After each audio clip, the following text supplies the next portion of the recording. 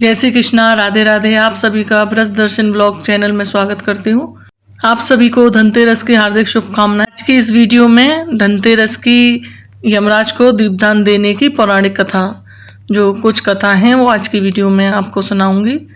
तो आप वीडियो में अंत तक बने रहिएगा और कथा का आनंद लीजिएगा। धनतेरस पर यमराज को दीपदान किया जाता है, या कहें कि उनके निमित्त घर के चारों ओर दीप जलाकर उनकी पूजा की जाती है।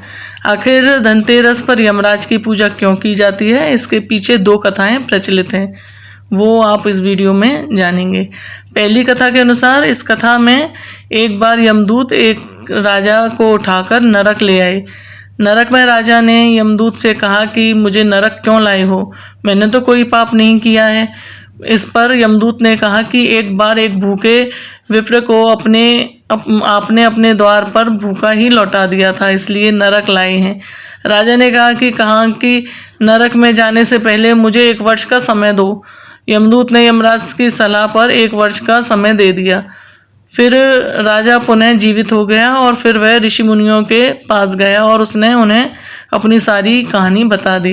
तब ऋषियों ने कहा कि राजा ने कार्तिक मास की कृष्ण पक्ष की त्रयोदशी को खुद ने व्रत रखा और ब्राह्मणों को एकत्रित कर उन्हें भरपेट भोजन कराया। वर्ष भर बाद यमदूत आए और राजा को फिर लेने आए, और फिर इस बार वे नरक ले जाने के बजाय विष्णु लोक ले गए। तभी से इस दिन यमराज का दीपदान पूजा की जाती है और उनके नाम का दीपक जलाया जाता है।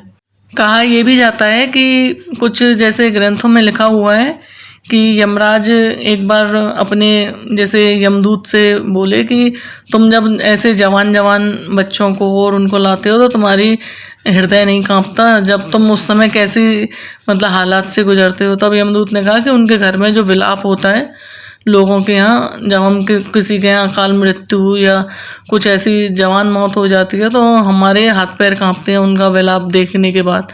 तो प्रभु आप कोई ऐसा उपाय बताइए जिससे कि ये अकाल मृत्यु और ये रुक जाएं।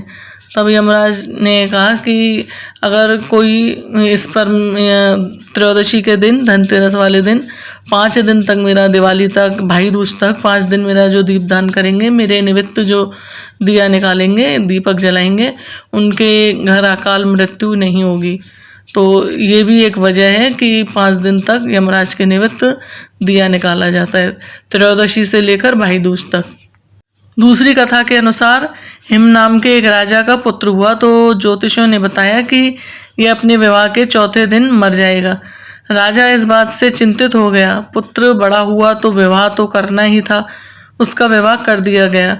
विवाह का जब 4था दिन आया तो सभी को राजकुमार की मृत्यु का भय सताने लगा, लेकिन उसकी पत्नी निश्चित होकर माँ लक्ष्मी जी का पूजा करने लगी, क्योंकि वह माँ लक्ष्मी जी की भक्त थी। पत्नी ने उस दिन घर के अंदर और बाहर चारों ओर दिए जलाए और भजन करने लगी। उस दिन सर्प के रूप में यमराज ने घर में प्रवेश किया ताकि राजकुमार को डसकर उसकी जीवन लीला समाप्त कर दी जाए। लेकिन दीपों की रोशनी से सर्प की आंखें चौंधिया गईं और उसे कुछ भी समझ में नहीं आ रहा था कि किस पर किधर वार किया जाए और कहाँ जाया जाए। ऐसे में वह राजकुमार की पत्नी के पास पहुंच गया, जहाँ वह महालक्ष्मी जी की आरती गा रही थी। सर्प भी उस मधुर आवाज और घंटी की धुन में मगन हो गया। सुबह होने के सर्प के वेश में आए यमराज को खाली हाथ लौटना पड़ा, क्योंकि मृत्यु का समय टल चुका था। इससे राजकुमार अपनी पत्नी के कारण दीर्घायु हुए और तभी से इस दिन यमराज के दिए जलाए जाने की प्रथा प्रचलित हो गई। आशा करती हूँ आज की वीडियो आपको पसंद आई होगी। ये कहानी आपको अगर पसंद आई है तो आप इसे अपने परिवारजनों, मित्रजनों के साथ शेयर अवश्य करें, ताकि वो भी धनतेरस के दिन दीपदान क्यों किया जाता है इसका महत्व जान सकें। बहुत लोगों के यहाँ आज भी धनतेरस मनाई गई है, बहुत लोगों के यहाँ 30 तारीख को भी धनतेरस मनाई जाएगी। तो ये वीडियो ज़्यादा से ज़्यादा शेयर करें और वीडियो को लाइक करें। चैनल पर नए हैं तो चैनल को सब्सक्राइब करें। जय श्री कृष्णा, राधे राधे।